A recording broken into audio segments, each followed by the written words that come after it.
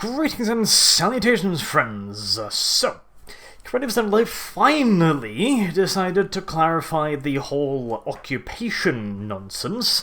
Now, it's been a little bit longer than the 4th of January, which we were originally promised. Well, technically not promised, but, well, better late than never. So, there will be a link in the description. I do suggest you go read this for yourself, but I will be going over it in detail because I am not very happy. So if you're one of those people that think that I should be purely positive about everything Creative Assembly does, you might want to be skipping this video because I'm not going to be finding a whole lot to be positive about this. So, first of all, to clarify how region occupation works. So, in the words of the post, literally, dwarfs and greenskins can occupy the holds, and everyone else can occupy the human settlements. I read this as meaning that dwarfs and greenskins cannot occupy human settlements, and that humans cannot occupy holds, and this is reinforced further on in the post, so it would seem to be correct. And that Chaos Warriors, who are a horde faction, cannot settle at all, which is reasonable enough. Chaos Horde is not likely to be starting a city anytime soon. And inhospitable Norsca is the domain of the Norscans, and nobody can capture settlements there. Bullshit, but okay. So, before I go further into the rest of the post, I just want to point out something that really pisses me off in this. Because what they are doing, they first start using the lore as a shield to defend their decision, saying that, oh, we wanted to be true to the lore, that's why we did this. And later on, they said that this makes sense from a lore perspective, but not from a gameplay perspective, so we're just going to toss that out. I really despise that kind of argument, where like, oh, no, we can't do this because lore, and then they immediately turn around, oh no, the lore doesn't matter because gameplay. You kinda have to choose one, and I do not fucking believe that the lore is any excuse for not allowing us to conquer everything, especially in this dividation. So, vampires can't conquer dwarf holds. Dwarves cannot conquer humans. These are both ridiculous things, but we will get to those a little bit later, as there are examples presented to us further on in the post. So, moving on. And I am going to be reading quite a bit of this post, by the way.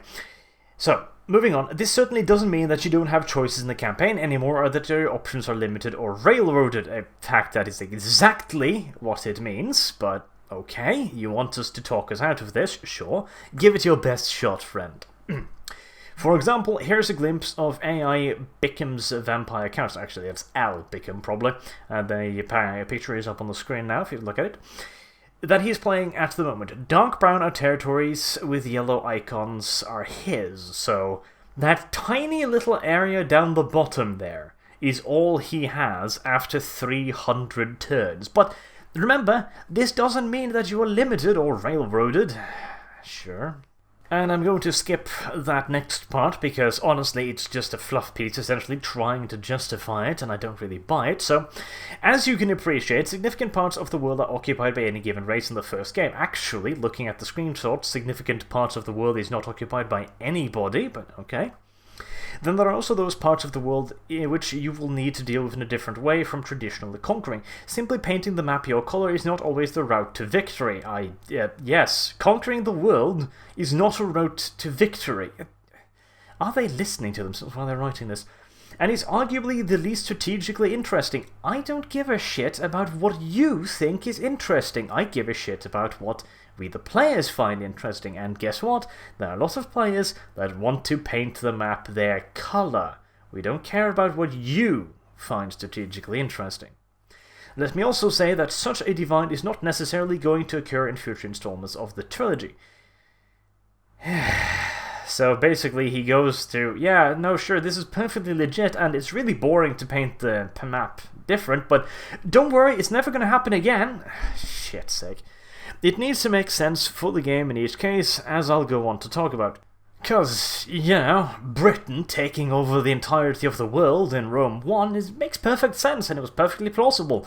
But humans taking over a dwarf hold? Don't be nonsensical. Why would human want to occupy a massive, wonderful structure that was built by a superior race, for building at least, and would provide endless opportunities for trade and wealth? That's just fucking nonsense.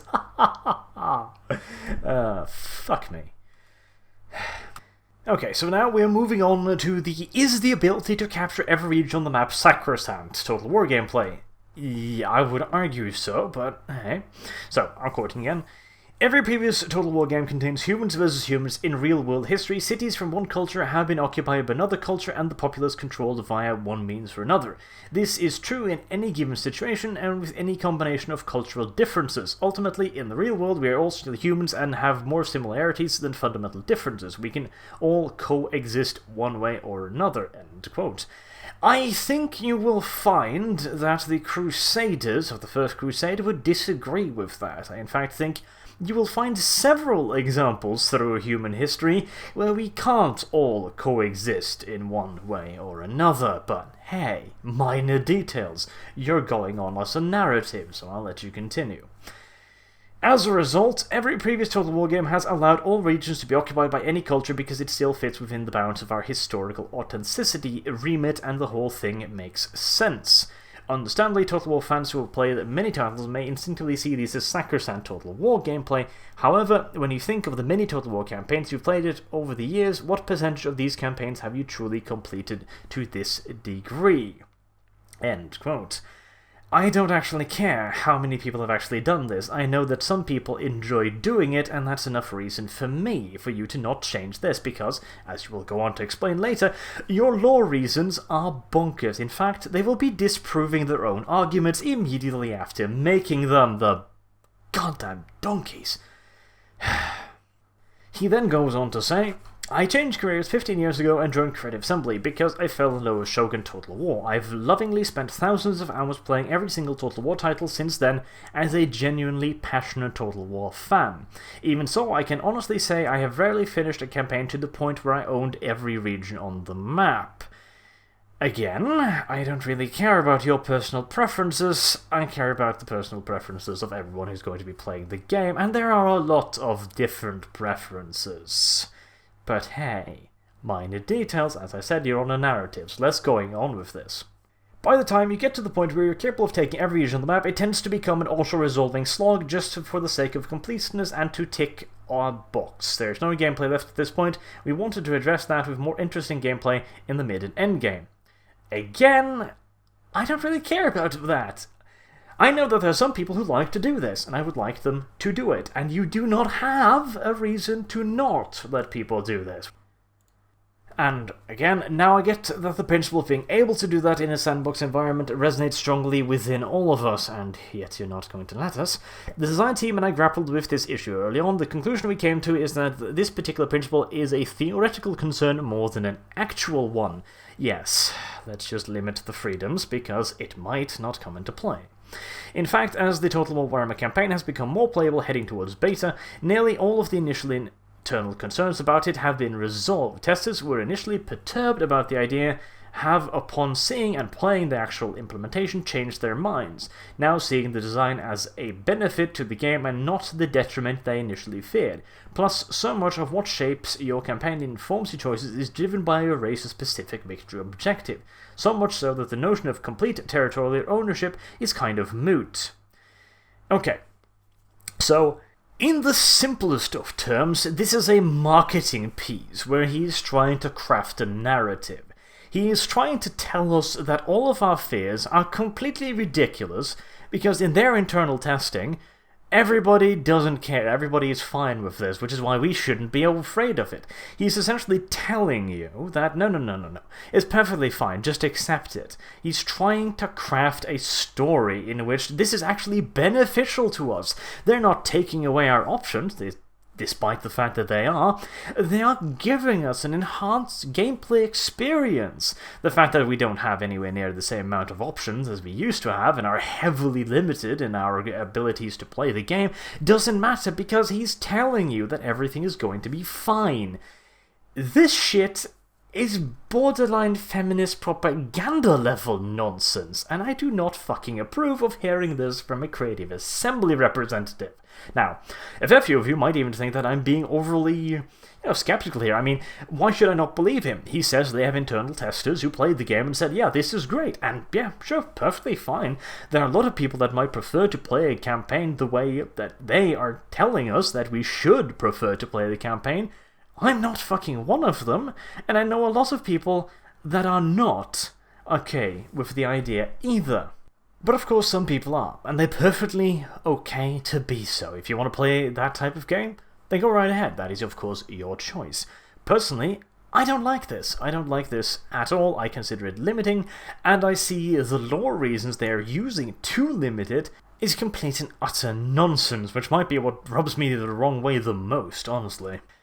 And that's what we're getting to now. So, from a Warhammer lore perspective, this is their defense of why we can't conquer the whole map if we so choose, why we cannot, as the Empire, choose to expand into the Dwarven holds, why, as the Dwarves, we cannot choose to expand into the human holds. So, there's one particular paragraph here that pretty much sums up this entire article, in my opinion, and proves the falseness of their nonsense.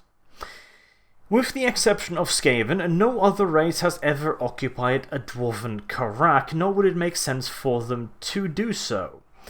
And then they immediately go on to say, yes, I know Neferata invaded the dwarf city of Silver Peak, but this was a very rare exception to the usual paradigm. I'm sure a few other examples can be found in older novels, but in general it's greenskins and dwarves that fight over the halls. So, they make a point saying that with the exception of Skaven, no other race has ever occupied a Dwarven Karak, and immediately go on to defeat that point by saying, oh, and by the way, the vampire counters did it as well. Oh, and by the way, several other races have also done so.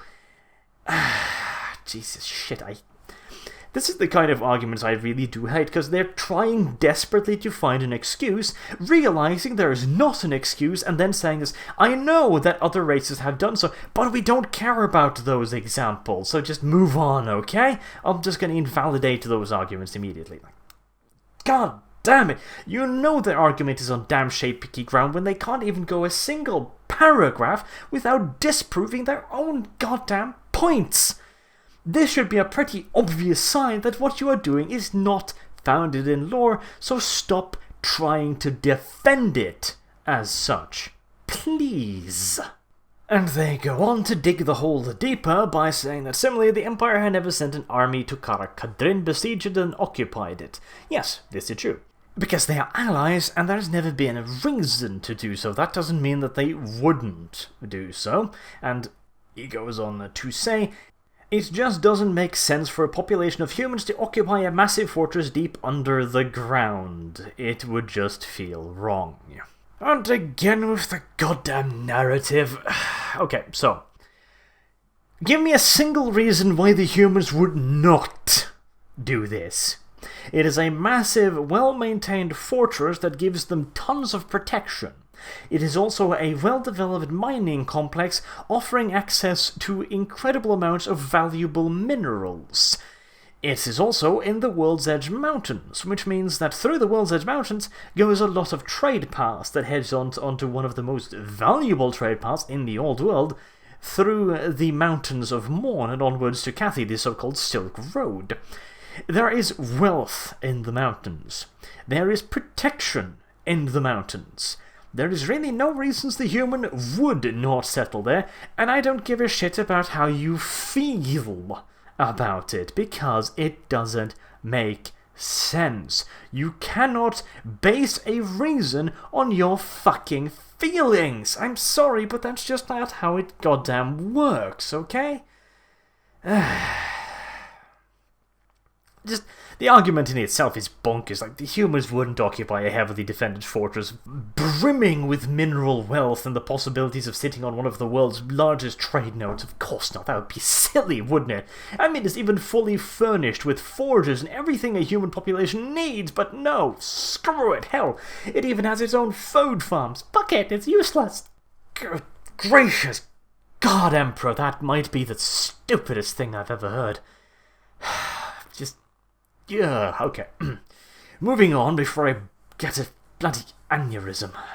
So, he moves on to violate the Greenskins. The Greenskins don't occupy Altdorf and immediately start managing and taxing the local human populace. It just doesn't feel right or true to lore in any way. This is entirely correct. The Greenskins would not start occupying Altdorf. They would be razing it. They would be raiding it. That does not mean that they would not then occupy the ruins as they have done previously.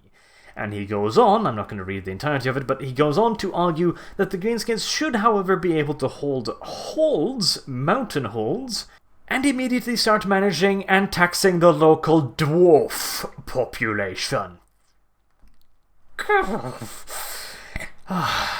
I cannot understand how anyone has actually written this. I really cannot see how this is... I don't understand how anyone could type this out on a keyboard without reflexively grabbing the keyboard and start smashing themselves in the face with it. Okay, so, for completeness' sake, let's quickly touch on the Norscan factions. Norscan settlements are fishing villages and raiding outposts on the border of the deeply inhospitable Chaos Wastes. Okay, immediately, no, it is not on the borders of the deeply inhospitable Chaos Wastes. Small parts of Norsca is on that border. The overwhelming majority of Norsca is not on the border of the Chaos Wastes. It shares an ocean with them. That's true, so if you want to call that a border, then maybe. Okay, Norscan settlements, fishing villages, and raiding outposts on the border of the deeply inhospitable Chaos Wastes. Okay, yes, Norseman settlements are primarily small holds, fishing villages, palisade-defended settlements, etc. Perfectly true. And exactly why would a human settlement not be able to grow? Okay, it would require a ton of resources, and it would be hard, of course it would be hard, but the Norskans have managed to build settlements there. Kislev had managed to build settlements in Kislev, which is just as inhospitable. I see no bloody reason why the Empire could not move up there, take a settlement, and expand upon it. Remember, there are quite a few valuable trade resources in Norsca. In fact, one of the primary ways that Norskans earn a living, the parts of the year where they are not raiding, is with trade with Kislev and the Empire. The reasons why Kislev have not expanded into Norsca, even though they have tried to, is because they're a little bitsy with chaos. But this is a total war game.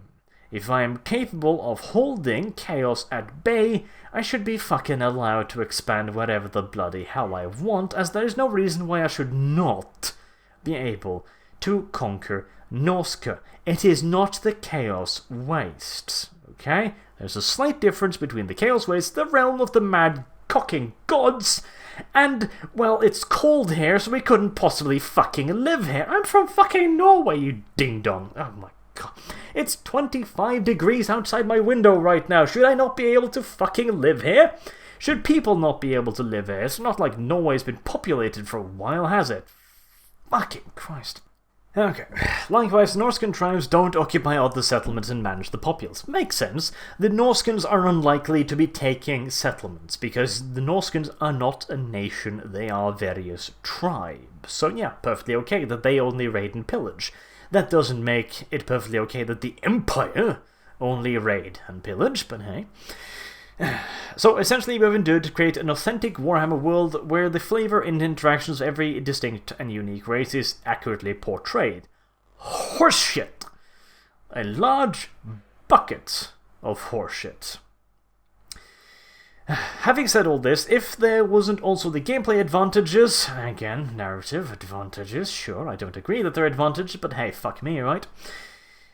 The lore considerations wouldn't have been enough for us to make this decision, which I'd hope so, because your lore considerations are ridiculously bad. And hell, you even make countless counter-arguments in your own post defending it, so I don't really have to go too deeply into that now, do I?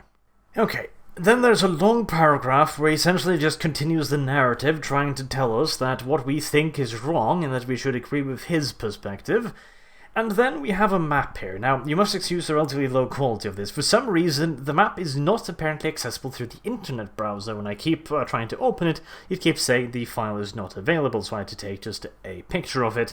and fixed it up a little bit in Photoshop, so I excuse the low quality. So, as the greenskin player, for example, and I'm quoting here from the post again, you can see that you have a number of routes out of the Badlands.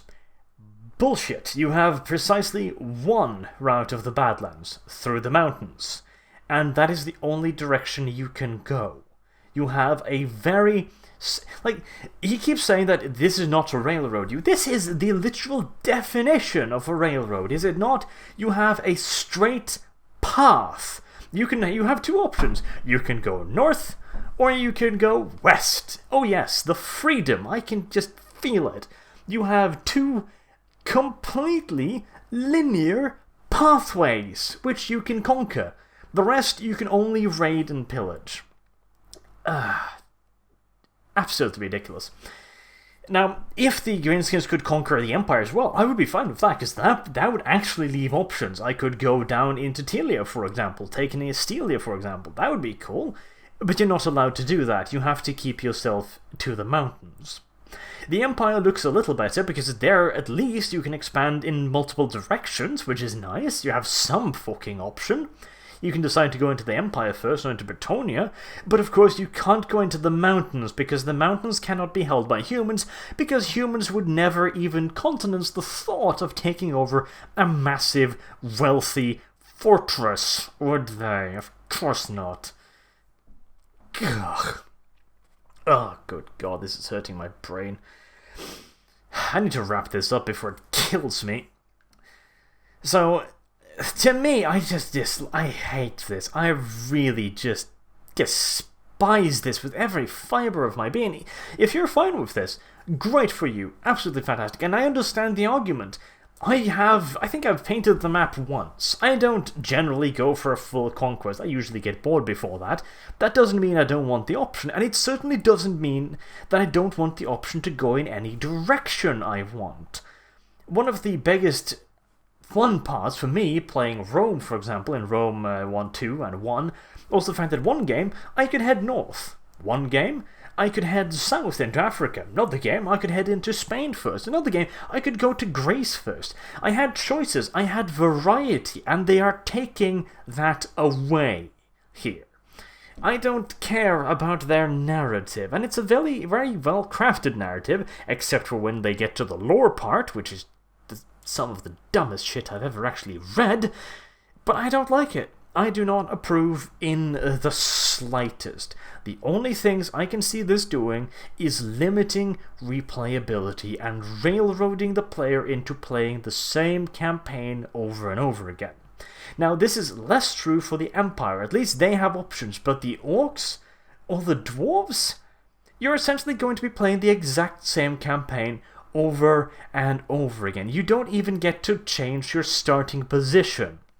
You will go in a straight line, up, down, west, or east.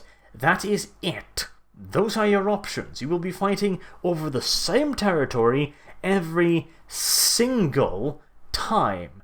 The only options you have is to go raiding occasionally. I don't like it. I do not like it at all. I do not approve. As I said, the lore reasons are bad. They disprove them in their own goddamn paragraphs. I'm not going to get into that again, because I don't. It'll just piss me off too much, and I'll be completely incapable of even making coherent sentences at that point. I'm going to end it there. You know my feelings on this pretty well at this point, I'm thinking. I don't approve whatsoever goddamn ever. The lore reasons they have given is ridiculous. The gameplay reasons they have given are excuses, and I swear to the God Emperor himself that if someday, down the line, even if it is at the end of this trilogy, if they dare to release a DLC that allows you to conquer the provinces that you were not previously allowed to conquer, I will throw a fucking hissy fit of apocalyptic proportions. I might not be able to do anything about it, probably won't, but I will do everything in my meager fucking power to spread that news of bullshit as far and wide as humanly fucking possible.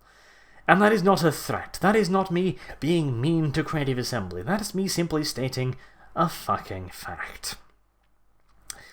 So, on that very, very sad and depressing note, I have been Arch. Thank you very much for watching, and I hope to see you soon with better news. Have a good day.